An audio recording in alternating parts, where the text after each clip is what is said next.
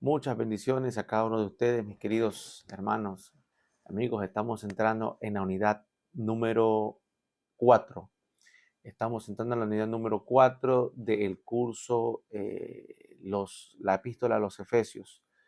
Hemos hablado en la unidad anterior, estuvimos mencionando acerca de la oración que el apóstol Pablo hizo por los Efesios, en este caso por la iglesia, la oración que hizo por la iglesia en general respecto a pedirle sabiduría al Señor.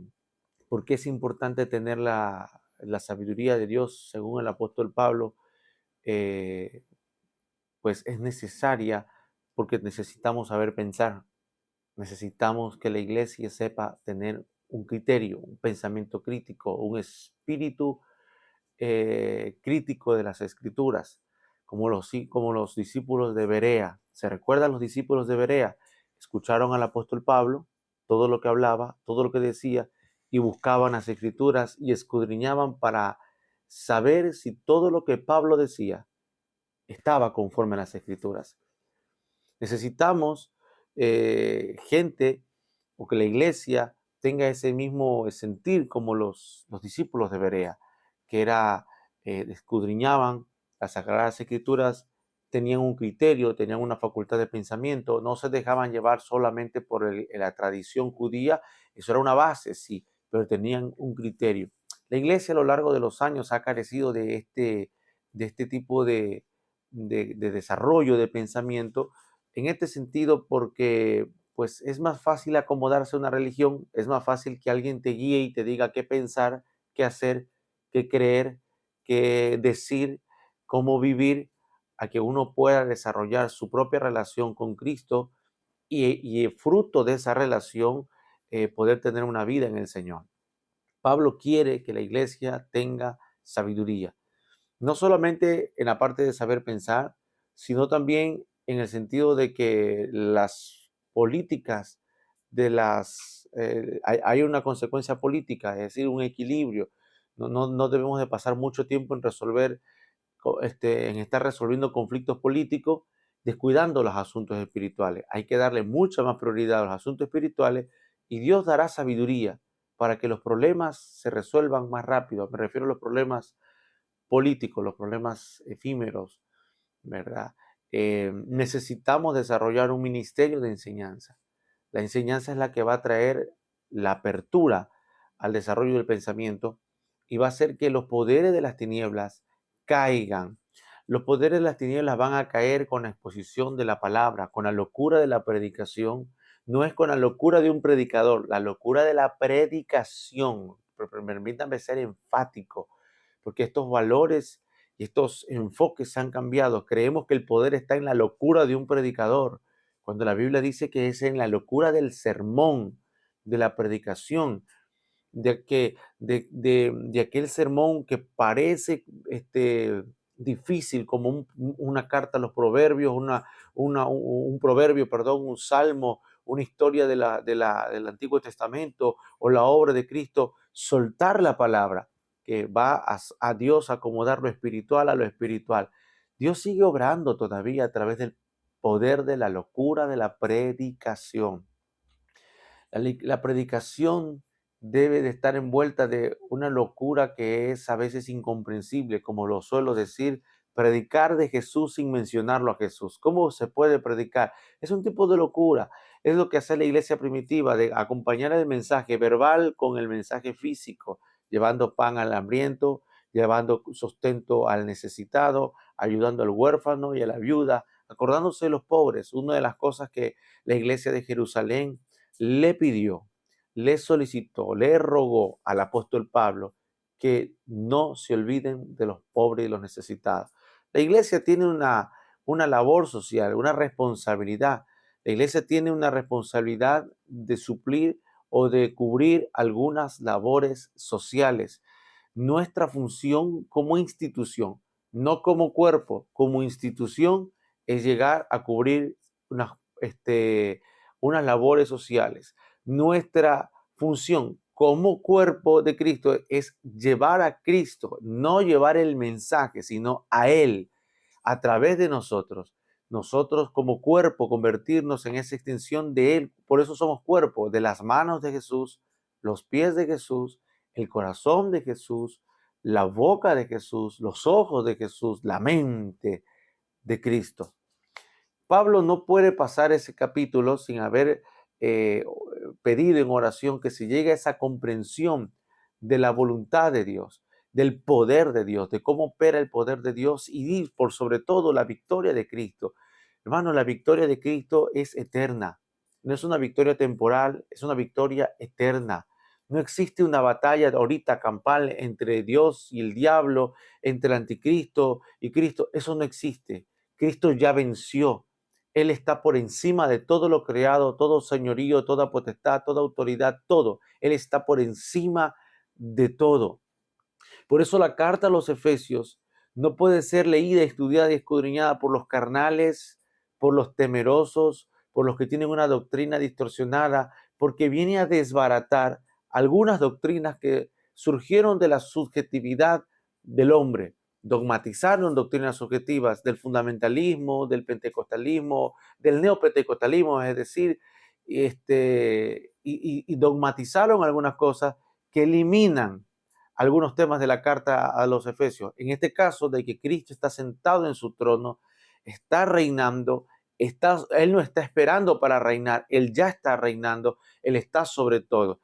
Haga lo que haga el ser humano en la tierra, haga lo que haga el diablo, haga lo que haga, no puede pasar más allá de la línea que Jesús, el Rey de Reyes, se lo permita. La clase de esta unidad tiene que ver con la, la vida sin Cristo y la gracia de Dios. La vida sin Cristo y la gracia de Dios. Ubiquémonos en el capítulo 2. Yo voy a leer desde la Nueva Traducción Viviente. Me gusta esta traducción, como lo dice. Dice, antes ustedes estaban muertos a causa de su desobediencia y sus muchos pecados. Vivían en pecado igual que el resto de la gente, obedeciendo al diablo, el líder, el líder de los poderes del mundo invisible, quien es el espíritu que actúa en el corazón de los que se niegan a obedecer a Dios. Todos vivíamos así en el pasado, siguiendo los deseos de nuestras pasiones y la inclinación de nuestra naturaleza pecaminosa. Por nuestra propia naturaleza éramos objeto del enojo de Dios, igual que todos los demás. Pero Dios, que es tan rico en misericordia y nos amó tanto que a pesar de que estábamos muertos por causa de nuestros pecados, nos dio vida cuando levantó a Cristo de los muertos. Es solo por la gracia de Dios que ustedes han sido salvados, pues nos levantó de los muertos junto con Cristo y nos sentó con Él en los lugares celestiales, porque estamos unidos con Cristo Jesús. De modo que en los tiempos futuros, Dios puede ponernos como ejemplos de la increíble riqueza de la gracia y la bondad con que Dios que nos tuvo, como se ve en todo lo que ha hecho por nosotros, que estamos unidos a Cristo Jesús. Dios los salvó por su gracia cuando creyeron. Ustedes no tienen ningún mérito en esto. Es un regalo de Dios. La salvación no es un premio por las cosas buenas que hayamos hecho, así que ninguno de nosotros puede jactarse de ser salvo, pues somos la obra maestra de Dios. Él nos creó de nuevo en Cristo Jesús a fin de que hagamos las cosas buenas que preparó para nosotros tiempo atrás. Muy bien, hasta aquí voy a dejar y vamos a ir comentando, y vamos a ir desglosando. A manera de introducción de lo que acabo de decir, dése cuenta que ya aquí en esta carta está mencionando a una fuerza espiritual maligna que está comandada por el diablo. Yo no le voy a enseñar mucho acerca del enemigo, no le voy a enseñar mucho acerca de este ser caído. Ya los pastores en las iglesias pues tienen bastante cátedra en esta parte, en el tema de la doctrina. ¿Por qué es bueno escuchar a un pastor en la iglesia cuando enseña de esto? Porque el buen pastor conoce sus ovejas y una de las funciones que tiene el pastor es cuidarla del lobo, cuidarla del ladrón que viene a robar, matar y destruir. En este caso no es el otro hombre, no es el hombre. En este caso no es el hombre. Ya, si un pastor tiene que cuidar a las ovejas de la iglesia de otro pastor, otro hombre, pues, el tal tiene graves problemas de identidad, tiene graves problemas de inseguridad hacia sí mismo y hacia el llamado que Dios le dio. Pero ¿de qué debemos de cuidar nosotros los pastores de las ovejas? ¿De qué? De la obra del diablo. Pues escrito está, no ignoremos sus maquinaciones. De ahí a caer a un extremo de hablar de demoniología y solo enfocarnos en el diablo y la guerra de alto nivel, esa es otra cosa. De allá no me quiero meter. Pero lo que sí es que todos los que somos ministros de la palabra y pastores, a las ovejas del Señor las cuidamos anunciándoles que existe un Dios de este siglo, un ser que intenta por todos los medios seducirnos para hacernos claudicar en el pecado a través de los deseos de los ojos, a través de los deseos de nuestra carne, porque tenemos carne, y a través de la falsa gloria, el orgullo, la vanagloria de este mundo, de la vida, de todo lo que nos puede ofrecer. En sí, el diablo no puede obligarnos a pecar, pero vaya que nos ofrece muchas alternativas. Vaya que nos enseña el camino del pecador, vaya que nos pone delante de nosotros el consejo del malo y vaya que nos prepara una silla del escarnecedor. Salmo 1 dice, bienaventurado el hombre que no anduvo en esa senda. Bienaventurado el hombre que no se rodeó, sino que en la ley de Jehová está su delicia y en su ley medita de día y de noche. Será como árbol plantado junto a las corrientes de las aguas, dice. Su árbol no se va a caer, sus hojas no van a caer y va a dar su fruto y sus hojas servirán para la sanidad de las naciones. Un tipo de árbol medicinal, un tipo de fruto y ramas medicinales. Realmente ese es el objetivo y el propósito de Dios cuando se mete en nuestra vida y nos salva. Yo uso esta apología normalmente. Jesús es el nuevo marido que viene a cortejarnos, a conquistarnos, porque Él nos ha escogido a nosotros, que estábamos casados con el otro marido. ¿Cuál es el otro marido? Aquel que se le servíamos en nuestra ignorancia, en nuestras pasiones y en nuestros deseos. Este es el diablo. Mire esta apología que hago, porque el diablo como marido roba, mata y destruye, según Jesús en Juan capítulo 10. ¿Y qué viene a robar? Roba nuestros sueños, mata nuestras ilusiones, nuestra vida espiritual, nuestra vida emocional, nuestro hogar, nuestro matrimonio, nuestra familia, todo lo viene a destruir el enemigo. Y hay un contraste entre el antes y el después. ¿Qué es nuestra vida antes de Cristo y qué es nuestra vida ahora en Cristo? No después de Cristo, ahora en Cristo. Porque ahora en Cristo nuestra vida va en continuo desarrollo, creciendo, creciendo, creciendo hasta alcanzar la perfección o la madurez. Mi querido, batallamos nosotros continuamente con un ser espiritual al que no podemos nosotros ignorar, no podemos subestimar, tampoco nos podemos poner a jugar. Con el diablo no se juega. El diablo es un ser malo, es un ser perverso, el diablo no juega. El diablo no juega a ser malo, el diablo es malo y mata y destruye y no se puede uno poner a jugar. El libro de los Proverbios, no recuerdo si el capítulo 4 o 5 dice que el que se puso a jugar con el adulterio, coqueteando a la mujer ramera, coqueteando a la mujer de su prójimo, es como que pusiera carbones encendidos en su pecho y pretenda no sentir el calor y pretenda no sentir que se quema. Se va a quemar, se va a quemar. No se puede jugar con fuego, con el diablo no se juega. Esto va para todas las personas que les gusta ver películas de terror. Esto va para las personas que les gusta andar teniendo ciertas licencias en el sentido no sé, malas conversaciones que terminan corrompiendo nuestras buenas costumbres, de no saber, de permitir ciertas cosas en los hogares. Imagínense ya uno que usted tiene sus hijos adultos y esté permitiendo eh, actos de fornicación, qué sé yo, esté permitiendo que sus hijos adultos ya, o adolescentes, no sé, o jóvenes lleguen a la casa y abran puertas, ¿no verdad?, de borracheras, de cosas así. Entonces, tiene que tener mucho cuidado, tiene que tener mucho cuidado.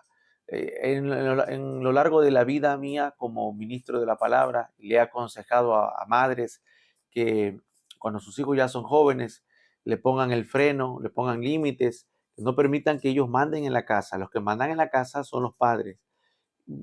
Lamentablemente terminan siendo caso omiso a lo que uno les aconseja y bueno, pues luego ese jovencito que iba a la iglesia se transforma en un adicto a la droga, en un violento, en un golpeador y luego ya cuando el diablo los ha destruido, terminan regresando nuevamente a la iglesia tratando de que Dios haga algo con las, con la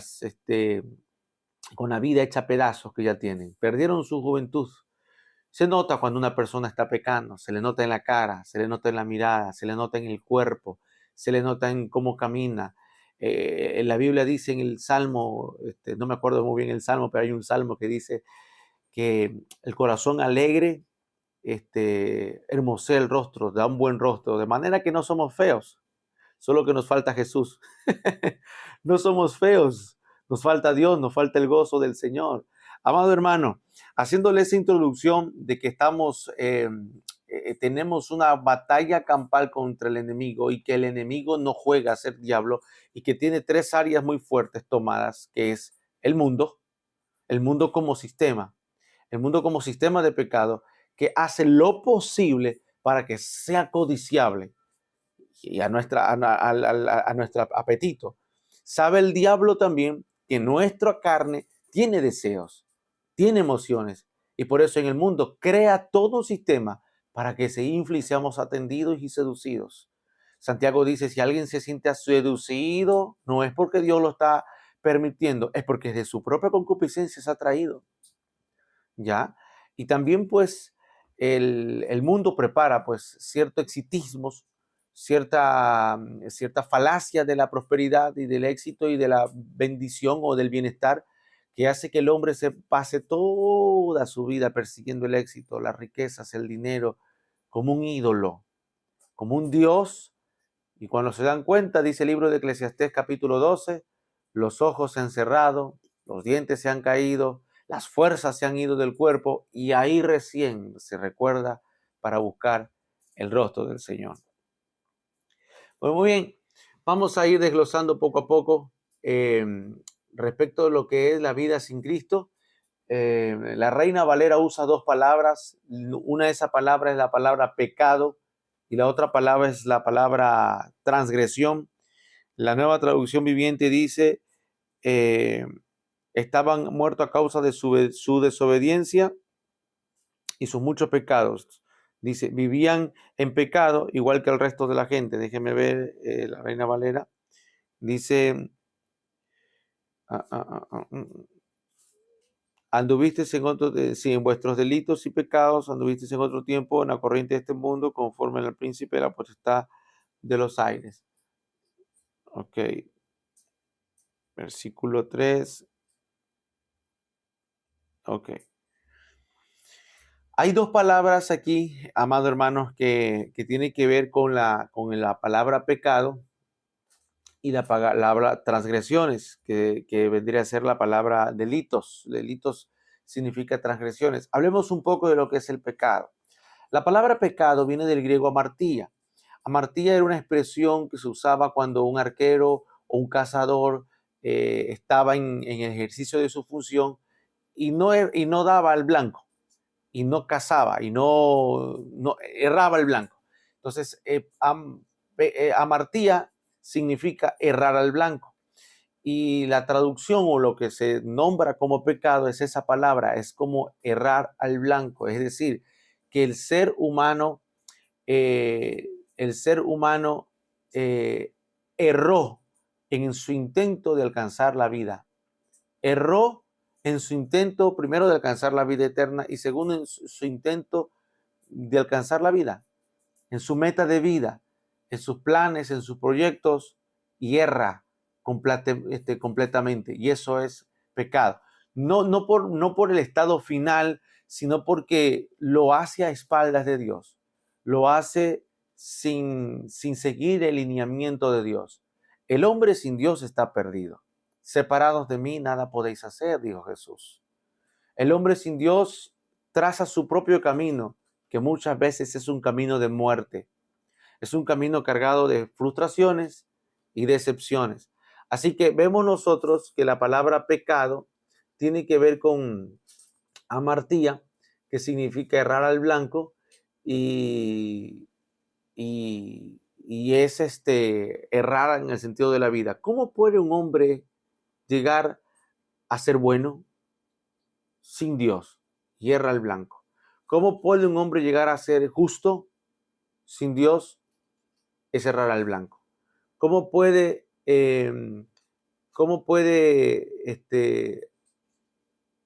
hacer para que sea una persona honesta por naturaleza o no mentirosa por naturaleza, bondadosa por naturaleza?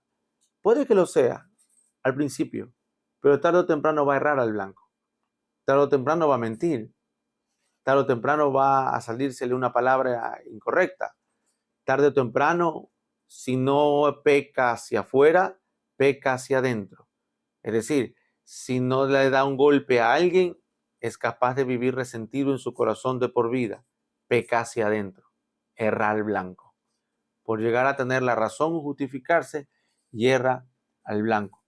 Entonces, vemos nosotros que el pecado es mucho más que una práctica negativa, en el sentido de voy a hacer lo malo. Va más allá de eso, porque Santiago lo dice: el que no sabe hacer lo bueno, perdón, el que sabe hacer lo bueno y no lo hace, también es pecado. Entonces el pecado va más allá de las partes negativas de lo malo que uno puede hacer, sino de errar al blanco, aún en lo bueno que uno quiere hacer. Imagínense, dice el apóstol Pablo, Romanos capítulo 7, dice que encontré un mal que está en mí. El mal está en mi carne, en mi cuerpo. ¿Cuál es el mal? Dice que queriendo hacer el bien, no lo puedo hacer, porque termino haciendo el mal que no quiero. El bien que quiero, no lo puedo hacer. El mal que no quiero, sale sin esfuerzo, se manifiesta sin que yo haga ningún tipo de impedimento. Es porque eso es pecado. El pecado mora en nosotros y nos lleva en esa condición continua de errar en blanco. Y todos somos candidatos. Abraham, el padre de la fe, erró al blanco, negó a su esposa, le dijo que era su hermana. Isaac también erró al blanco. Jacob erró al blanco, mintiendo, engañando. Moisés en parte también erró al blanco. Mató a un egipcio, lo escondió, lo tapó, sabiendo que él ya tenía, como lo dice el libro de Hebreos, renunciando a los privilegios de Egipto, se fue con sus hermanos, pero sin embargo mató y mintió. Ya erró el blanco. Moisés erró también varias veces. Dios le dijo: golpea la roca, perdón, háblale a la roca, y golpeó la roca. Le dieron la tabla de la ley y en un ataque de ira santa, Moisés tiró la ley al piso cuando descendía del monte del Sinaí. Así que hubieron errores, errar al blanco. Josué erró al blanco también. La compañía de Josué erró al blanco también al tomar del anatema y perdió la batalla con Ahí. Algo pasó con el profeta Samuel, porque sus hijos no siguieron su misma línea de sucesión profética y sacerdotal. Dice que los hijos de Samuel no tenían buen testimonio. Los pastores también yerran al blanco. Los ministros también erramos al blanco. ¿Ya? Y no necesariamente sea adulterio, fornicación, inmundicia, lascivia, avaricia, homicidios, borracheras, argía y cosas semejantes a esta que aparentan a la hora de la carne. Puede ser que a veces pecamos no haciendo lo correcto, porque ignoramos lo correcto. Por eso, como ministros de la palabra, nosotros tenemos que estar continuamente capacitándonos en qué es lo correcto, porque a veces ignoramos qué es lo correcto. Samuel perdió o no pudo impartir esa parte en sus hijos, pero sin sus nietos. Usted va a encontrar entre sus nietos a uno llamado Emán, que fue parte de los salmistas que estuvieron con David. David erró al blanco, y eso usted lo conoce más que yo en ese sentido. Los apóstoles de Cristo erraron al blanco. También Pedro, Judas, Tomás, todos lo abandonaron a Jesús. En la comitiva de Pablo también Marcos erró. Yo creo que Pablo también erró al blanco cuando se enojó tanto con Bernabé y que se separaron y nunca más se volvieron a ver. Entonces mire, a veces estamos acostumbrados a ver el pecado desde el punto negativo, pero también no lo vemos desde el punto positivo de lo bueno que no hacemos y erramos al blanco. Entonces, ese es el primer punto que tenemos que ver acerca del pecado. Dice que estando muerto en estos pecados, con los cuales anduviste en otro tiempo, o sea, la carta justifica la práctica del pecado, pero en otro tiempo. Esta es una cuestión de mentalidad. Por eso la clase anterior, Pablo ora, ¿para qué? Para que la gente aprenda a pensar. No porque seamos tontos, que no sepamos pensar, sino que un momento, esto se permitía, el pecado, en otro tiempo. En este tiempo, Pablo dice, oraba Pablo, que la luz de nuestro entendimiento sea renovado. En este tiempo, sí, podemos cometer errores, pero se te va a contar. ¿Estás en escuela de entrenamiento? ¿Estás en la escuela de quiero aprender las cosas correctas que tengo que hacer, lo justo, lo amable, lo bueno? ¿Estás en esa línea? Si estás en esa línea y cometiste un error, te es contado como error, error de oficio, pero no como pecado. No como pecado como el de antes. ¿Por qué? Porque estás en el aprendizaje, estás en el proceso de maduración. Pero si estamos en esa condición de yo ya estoy completo y el que tiene que cambiar es él y no yo, ella y no yo, querido, está usted en un gran error. Entonces, la segunda palabra que vamos a encontrar aquí también es la palabra transgresión. Es la palabra transgresión. Note usted que Adán no se lo echan del huerto del Edén por el pecado. Por Adán entró el pecado, pero Adán no lo culparon por el pecado, porque Adán no cometió pecado, cometió transgresión. ¿Y qué es la palabra transgresión? La palabra transgresión se traduce como paroptoma, que significa un resbalón o caída. No es errar, es caer. No es lo mismo errar o equivocarse a caer. Y Adán estaba caído en el momento en que permitió que Eva esté teniendo conversaciones incorrectas, malas conversaciones que corrompieron las buenas costumbres. Antes de que se manifieste el pecado, que es ya errar, se manifestó la transgresión, que era la caída. Uno no cae de la noche a la mañana físicamente, primero cae espiritualmente.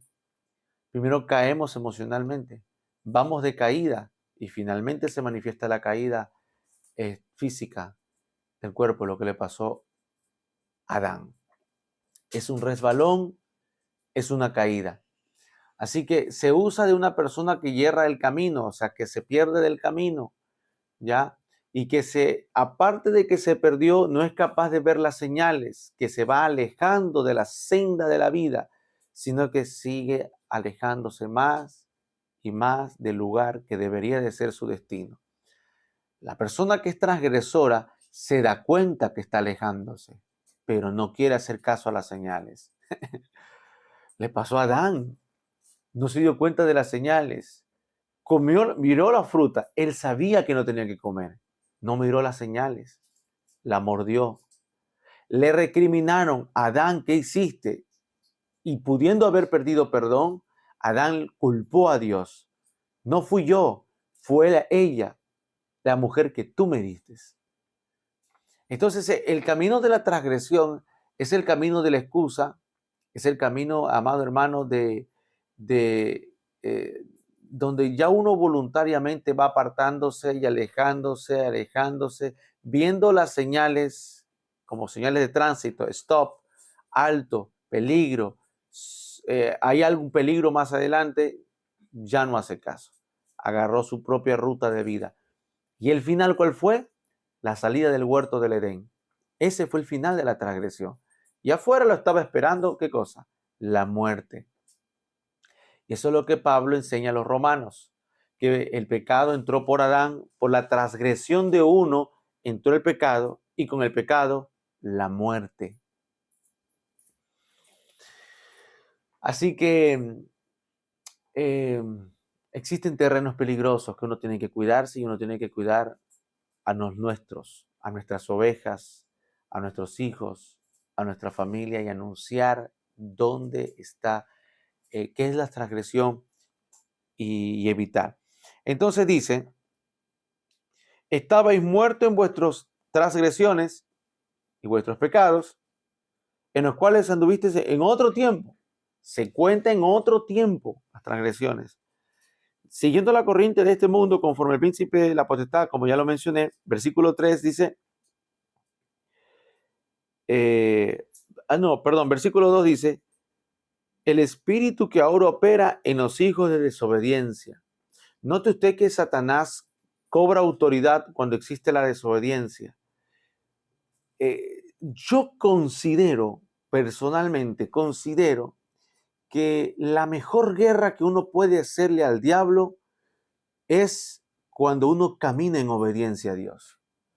Señor, yo soy hombre bajo autoridad y estoy bajo autoridad y tengo hombres bajo autoridad. Jesús dijo, wow, este hombre practica la obediencia.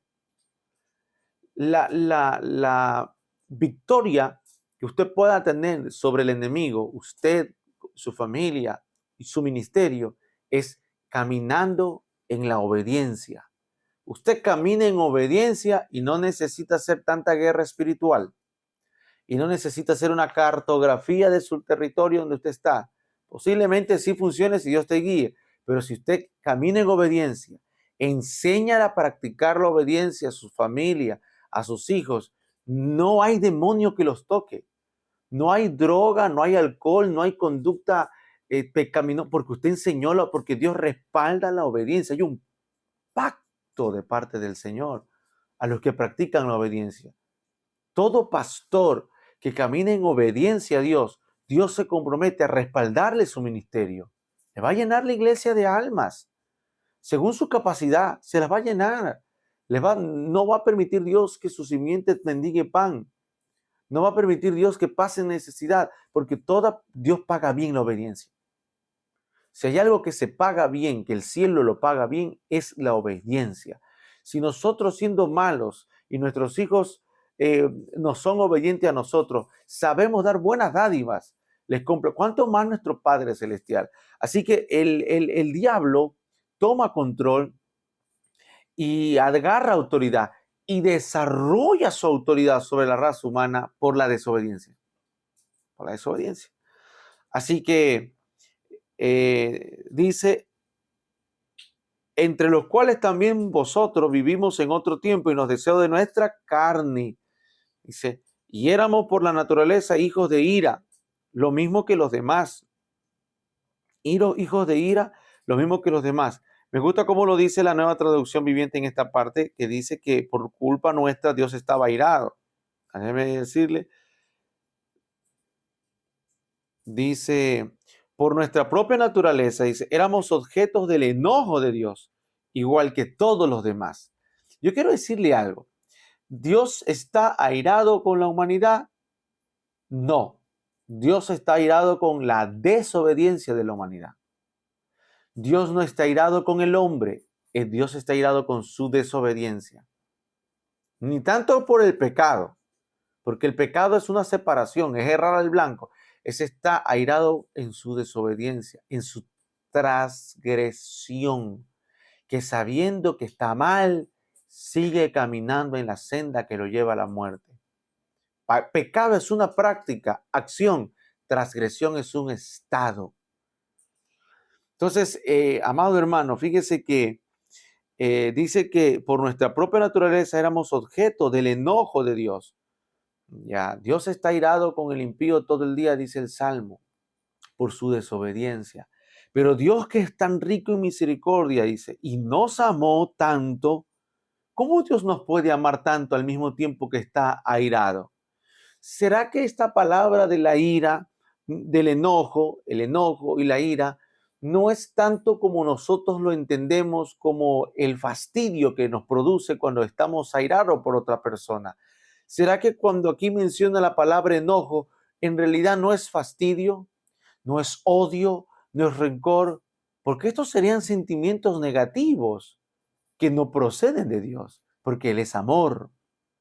¿Será que lo que está diciendo aquí de que éramos objetos de enojo, en realidad lo que está diciendo sería que éramos objeto de una decepción, objetos de tristeza de Dios, objetos de frustración? ¿Será que Dios se puede frustrar? Pero claro, como decir, nos dio vida, nos hizo nacer completos, y en todo eso decidimos darle la espalda al Señor. Como todo buen padre que está mirando al hijo pródigo esperando que regrese, no está enojado por el hijo pródigo que se malgastó todo lo que tenía. Su estado es de angustia. ¿Será que lo que quiere decir es que éramos objetos de la angustia de Dios? Traducida en enojo, porque es un sabor como amargo, porque es como que pasa del enojo al mismo tiempo al amor, dice. Rico en misericordia, nos amó a pesar de que estábamos muertos por causa de nuestros pecados. Nos amó a pesar de, no es que nos amó por encima de, no nos amó porque éramos borrachos, no nos amó porque éramos fornicarios, nos amó a pesar de que estábamos muertos en esos pecados. Entonces, aquí viene la siguiente parte que le quiero hablar, es cómo es que pasamos de la muerte a la vida. A pesar de estar muertos, Él nos amó. Entonces, amado hermano, eh, hemos sido traspasados de esta muerte que producía el pecado. ¿Qué es la muerte? Según la Biblia, la palabra muerte significa separación. Pasamos de la separación, de estar lejos de Dios, a la vida, a la nueva vida. Entonces, fíjese, vamos a hablar algo aquí. ¿Qué mata el pecado? ¿Qué cosas entonces es lo que mata el pecado? Porque dice que estábamos muertos en nuestros pecados, nuestros delitos y pecados. ¿Qué querrá decir Pablo con que mata? Pues hay tres cosas, hay tres direcciones o tres efectos que el pecado tiene en nuestras vidas y que nos separa de Dios. Número uno, el pecado viene a matar nuestra inocencia. El pecado mata la inocencia, amado hermano. Psicológicamente, el ser humano nunca se olvida de las cosas que vive. Puede olvidársele de su consciente, pero nunca va a salir de su subconsciente o de su inconsciente. El ser humano tiene la habilidad de almacenarlo todo. A veces lo va a soñar, a veces lo recordará, en ciertos momentos trae a la memoria aquellas cosas. El ser humano nunca olvida. Dios sí se olvida. El único que tiene la facultad de olvidar las cosas es Dios. Hermano Iván, ¿cómo? Él se olvida de nuestros pecados cuando le pedimos perdón. Él ya no se acuerda de nosotros, de nuestros pecados. Él los olvidó. Ya está. Se acabó. Lo que yo hice ayer, Él hoy ya no lo recuerda porque yo le pedí perdón. Pero nosotros los seres humanos nos dio una facultad de recordar las cosas y el ser humano nunca se olvida. Por lo tanto, eh, esto hace que nuestra inocencia muchas veces sea violada. Y lo primero que el enemigo hace es violar nuestra inocencia. En el tema de los niños, por ejemplo, ¿cómo se viola la inocencia de los niños? No entrando en tema de abuso sexual, no entrando en tema tan feo. No, no, no. Psicológicamente hablando, amado hermano. El momento en el que nuestros hijos o los niños pequeños, en el momento en que los niños dejaron de estudiar o dejaron de jugar por, por divertirse o por aprender, van a la escuela y empezaron a ganar notas por competencia, la competencia mata la inocencia. Porque ya no estás viendo al compañero, ya no está viendo al compañero como para aprender, sino como un medio para aplastar y avanzar y ser más que alguien. ser más que otra persona. Así que el pecado mata la inocencia, mata la inocencia. Y cuando Jesús dice, toma a un niño, lo siente en sus piernas y dice, es necesario volver a ser como niños, resalta nuevamente esa inocencia. Volverán a entrar al reino de los cielos. Es decir, para lidiar con el pecado tenemos que ser restaurada en el área de la inocencia. Y la primera obra que Cristo hace en el ser humano es eso, es la inocencia. Yo no concibo un cristiano malicioso. Yo como ministro de Dios no concibo a alguien que tiene malos pensamientos. Ese dicho de piensa mal y acertarás funciona mucho en este mundo, pero en el reino de los cielos dice, sé vencido por el mal. No, vence con el bien al mal. El que es puro, dice Tito, dice Pablo a Tito, para el puro todas las cosas le son puras. Sí, es verdad que hay que ser avisados, como lo dice el libro de los Proverbios. El avisado ve el mal y escapa, por supuesto.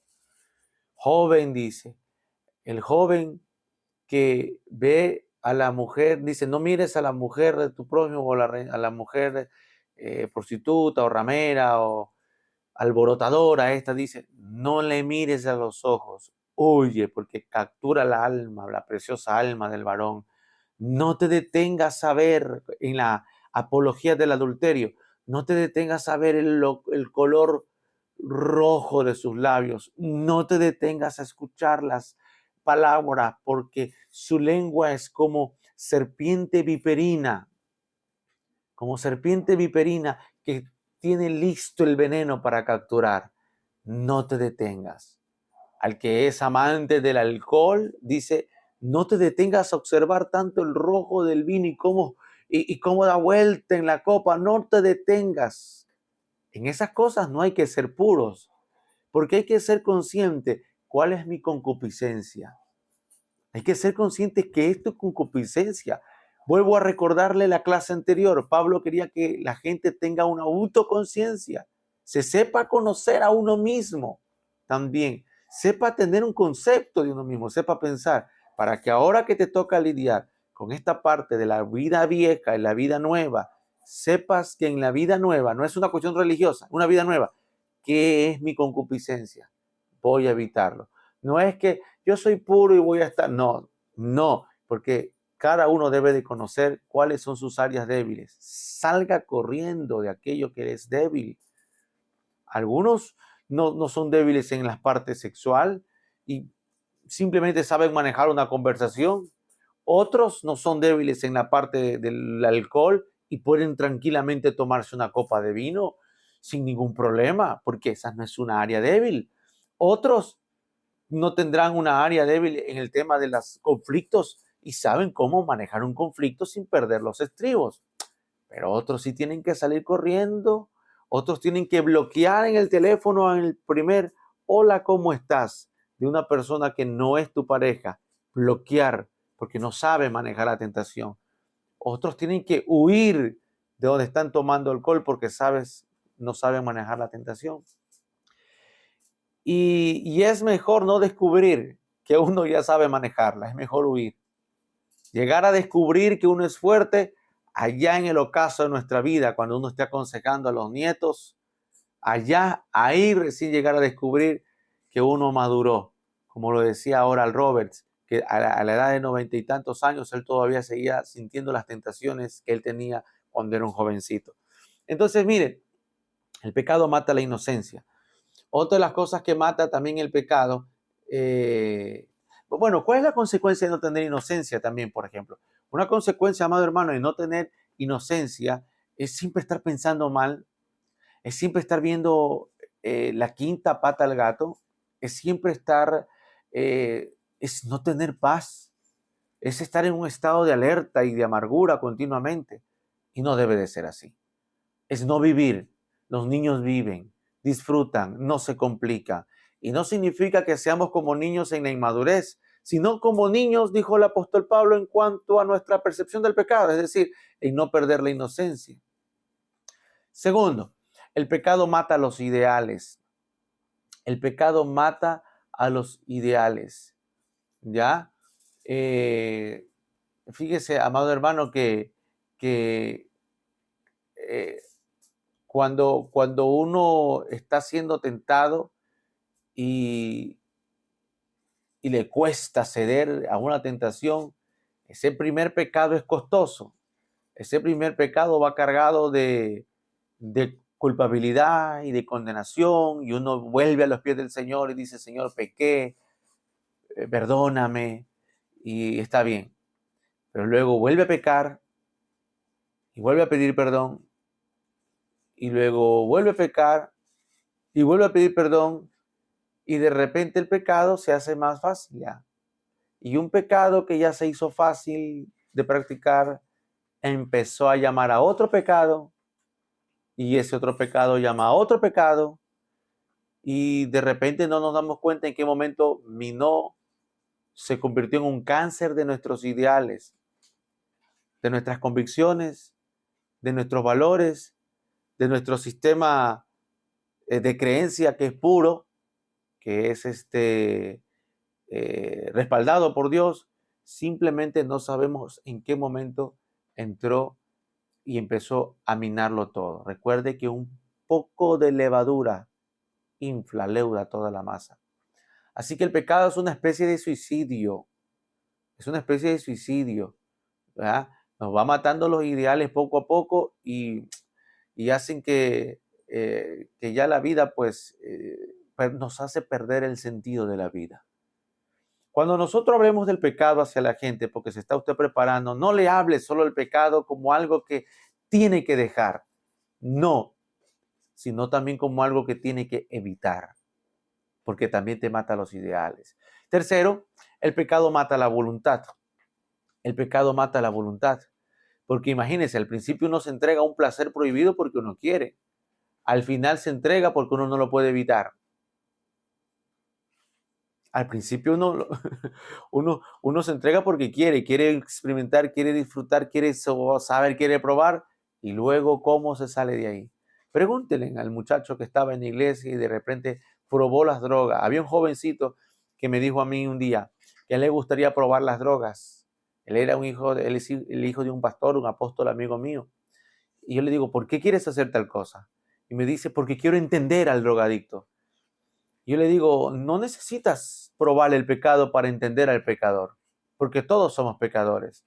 Él en esa área y tú en otra área.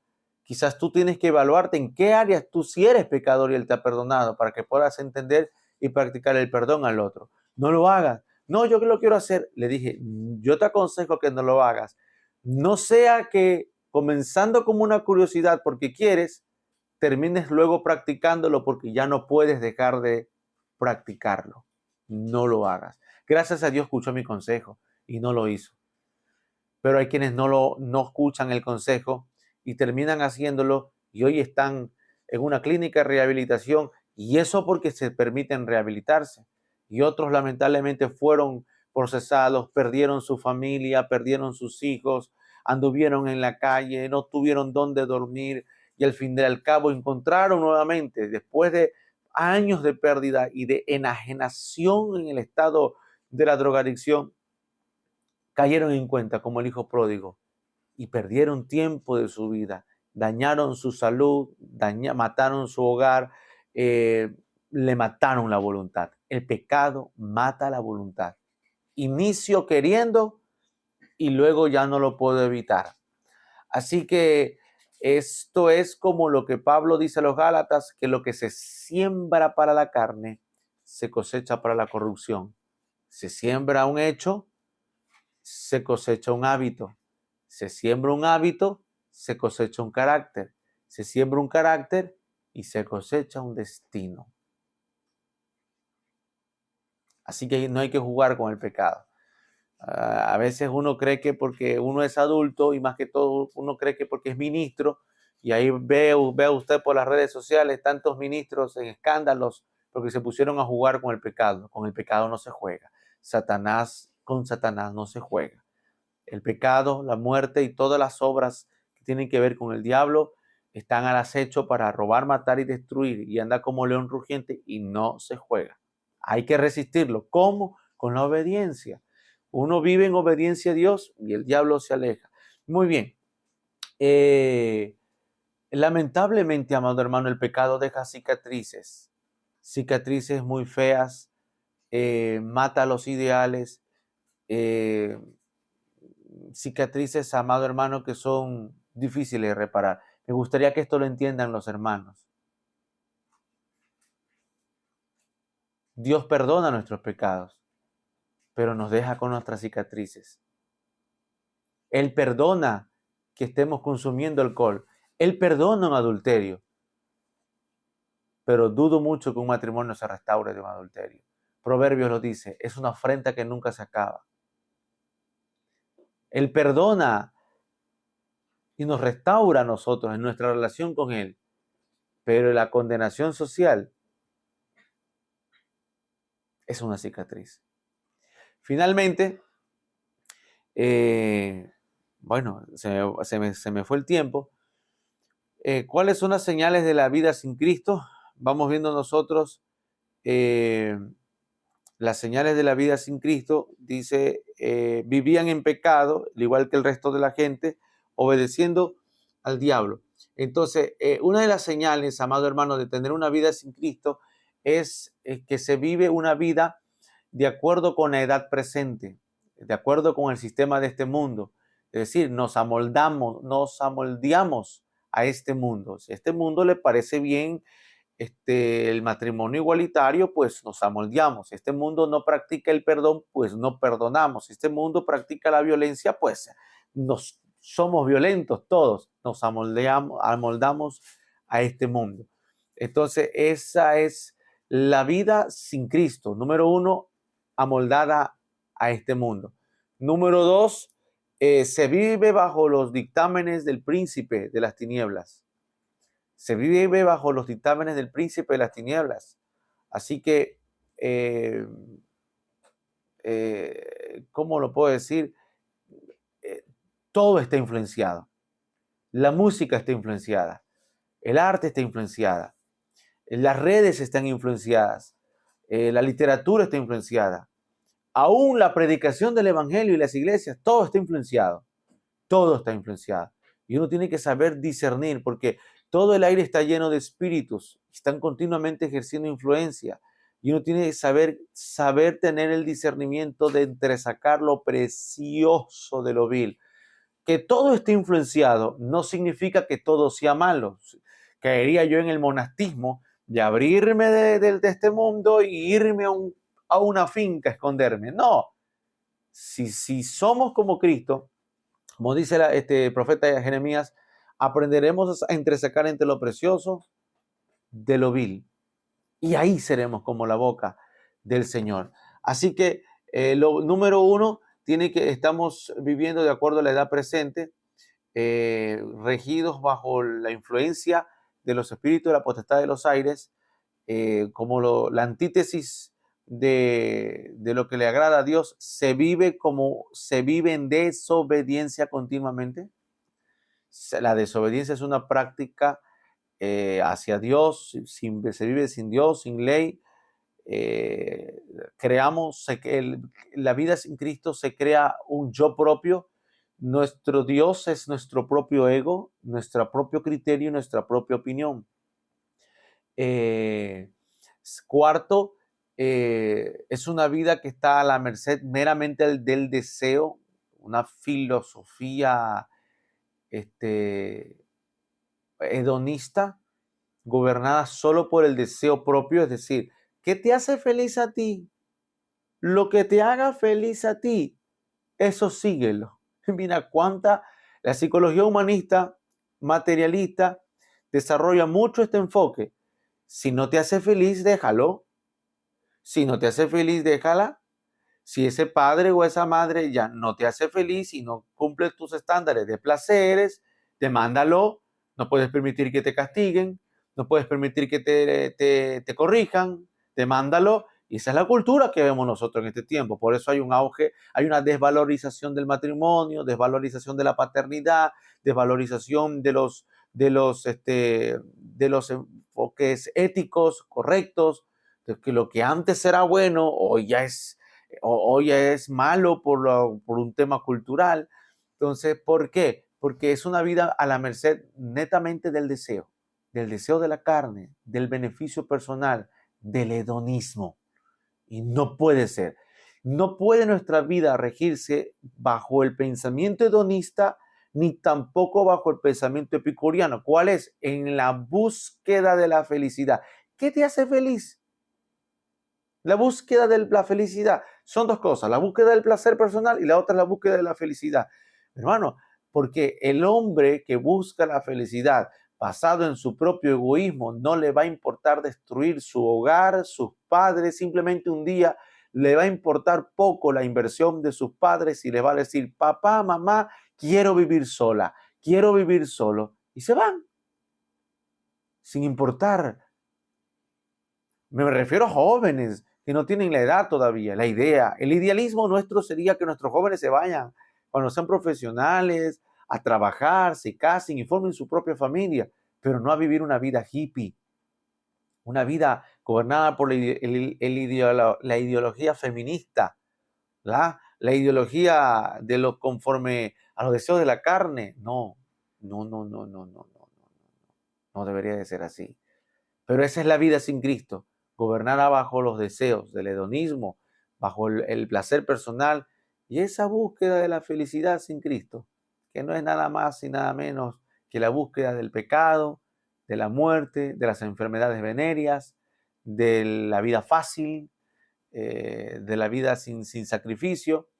Así que está a la merced completamente del deseo. 5, es una vida que la Biblia, la Reina Valera le llama los deseos de la carne. Dice, siguiendo los deseos de nuestras propias pasiones, los deseos de la carne, inclinados por nuestra naturaleza pecaminosa, nuestra naturaleza por la cual éramos objetos de enojo de Dios, completamente guiados por los deseos de la carne. ¿Cuáles son los deseos de la carne? Dice adulterio, fornicación, inmundicia, lascivia, avaricia, partes de la parte sexual, luego la parte emocional, enojos, iras, celos, disensiones, pleitos, envidias, luego la parte meramente carnal, a la parte de los libertinajes, borracheras, orgías y cosas semejantes a estas, los deseos de la carne. Es triste ver cómo los deseos de la carne gobiernan al ser humano, a la juventud, más que todo a la juventud. Fíjese, amado, que el adulterio o los deseos de la carne es la señal de falta de inteligencia.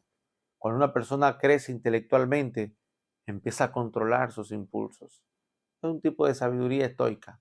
Empieza a controlar sus impulsos y sus emociones. Entonces, vemos que tiene que ver con los deseos de la carne. Número 6, tristemente es una vida que merece es una vida que no merece sino la ira de Dios, la decepción de Dios, el enojo de Dios. Bien, mire, yo le voy a decir con cuidado esta parte. ¿Podemos llegar a decepcionar a Dios? ¿Estará Dios decepcionado con este tipo de estilo de vida que le acabé de mencionar? Pues obvio, claro que sí. Amándonos, amándonos, porque nadie se decepciona si no amara. Amándonos, estando muertos en nuestros delitos y pecados, amándonos, por ese amor es que se crea esta decepción.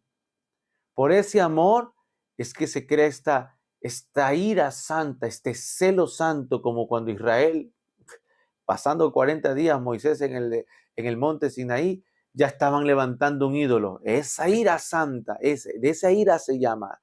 No es la ira de condenación, no es la ira de desaparecerlo, es la ira de celo, porque somos su creación.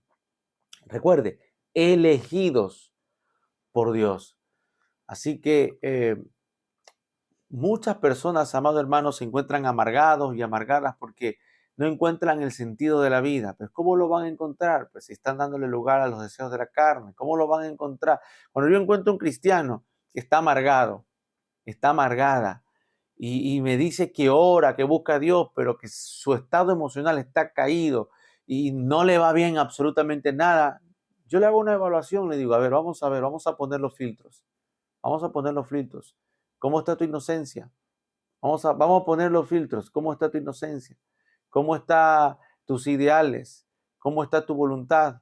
Ah, va todo bien, va todo bien. Bueno, vamos a ver cómo está tu vida con Cristo o tu vida sin Cristo. Vamos a ver si estás siguiendo los deseos de la carne, si estás siendo influenciado por las potestades de las tinieblas. Vamos a hacer un filtro, vamos a hacer un test.